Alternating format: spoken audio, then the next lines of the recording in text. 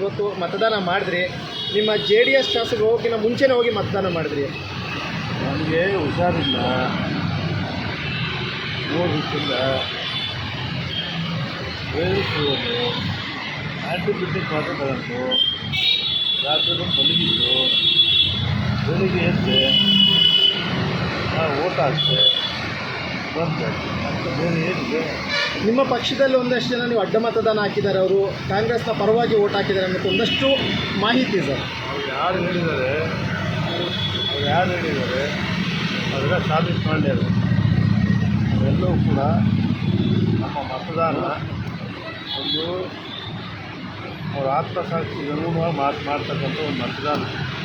ಅದು secret vote ಆಗ್ತಕ್ಕಂಥದ್ದು. ಅವೆಲ್ಲೂ ಕೂಡ ನಮ್ಮ ಆತ್ಮಸಾಕ್ಷಿಗೆ ಅನುಗುಣವಾಗಿ ಮತ ಹಾಕಿದ್ದೀವಿ. ಗೋವಿಂದರಾಜು ಗೆಲ್ತಾರೆ ಸರ್. ಈಗ ಸಂಖ್ಯಾಬಲ ಇಲ್ಲ BJP ಇದು JDSಗೆ, ಆದರೂ ಈಗ ಹೇಗೆ ಗೆಲ್ತಾರೆ ಅಂತೀರಿ ನೀವು? ಈಗ JDSಗೆ ಅಷ್ಟೊಂದು ಸಂಖ್ಯಾಬಲ ಇಲ್ಲ ಗೊತ್ತಿದೆ.